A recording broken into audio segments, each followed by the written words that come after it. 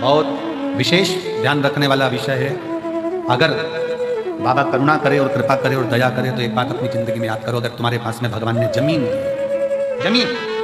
और मेरा शंकर अगर तुम्हारे ऊपर कृपा करे, कुबेर भंडारी ऐसी कृपा कर दे कि तुम्हारी सबकी 2-2, 5-5 एकड़, 10-10, 8-8 बीघा जमीन हो, शिव ऐसी कृपा करे तुम्हारे ऊपर, तो एक निवेदन जरूर करूंगा इस व्यासपीठ से, अगर बाबा तुमको जमीन दे और जमीन अगर तुम्हें हो, गेहूं तुम खाओ, चना तुम खाओ, पर जो गेहूं की भूसा रहता है वो तुम्हारे पास में जो गौशाला हो उसमें भरकर जरूर पहुंचाओ। गेहूं तुम खाओ, जमीन भी तुम्हारी, गेहूं भी तुम्हारा, सारी फसल तुम्हारी, पर निवेदन है अगर भगवान ने तुमको इस लायक बनाया है और जमीन दी है, आज ये प्रार्थना कर जाना कुबेरेश्वर बाबा से कि अगर तूने मुझे जमीन दी, उसमें अगर गेहूं लगेगा तो गेहूं भले मैं खाऊं, गेहूं की फसल भले मैं बेचूं, पर उस गेहूं की जो भूसा बनेगा वो मेरे नजदीक की गौशाला में जरूर जाएगा। ऐसी कृपा। आज गाय के भूसे का गौ माता को जरूरत है। फैक्ट्रियां ऐसी ऐसी बन गई जिनमें भूसे का भी कोयला बनने लगा, उसके चक्कर में गाय भूसे के लिए भी तरस रही है। विठलेश सेवा समिति पिछले कई वर्ष से एक नियम लेकर चलती है कि गाय का भूसा जब ज़्यादा हम लोग प्रयास करते हैं कि इकट्ठा कर लें, और कोई नज़दीक की गौशाला में भी जब भूसे की जरूरत होती है, जो आप लोग सहयोग करते हो, 1-1 रुपया देते हो, तो नज़दीक में कहीं पर भी कहीं से सूचना आती है तो उस गौशाला में भी भूसा सीहोर की गौशाला से चले जाता है कि वहां गाय भूखी ना रहे, वहां गौ माता भूखी ना रहे।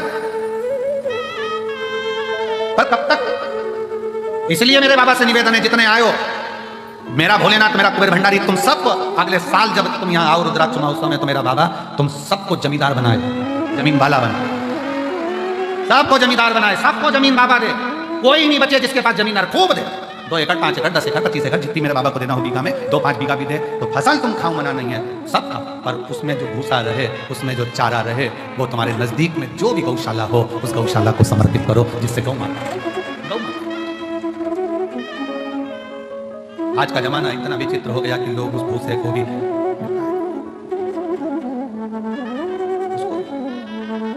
शिव कथा कहती है, भगवान शंकर का पावन चरित्र कथा है, शिव महापुराण की कथा कहती है, सतयुग में 4 थन से गौ माता दूध देती है, और वो 4 थन से वो दूध जो प्राप्त होता है वो जीवन का सुख का आनंद था।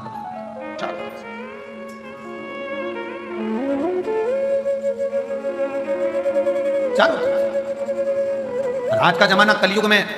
बछड़े को 1 थन का दूध तक गाय का नहीं मिलता, वो भी निचोड़ लिया जाता है कि और फिर बछड़े को छोड़ते हैं, बछड़ा पीता है, गाय दूध देती है, फिर वो निचोड़ लेते, फिर बछड़ा छोड़ते हैं, फिर दूध निचोड़ लेते हैं, बछड़े को कुछ नहीं।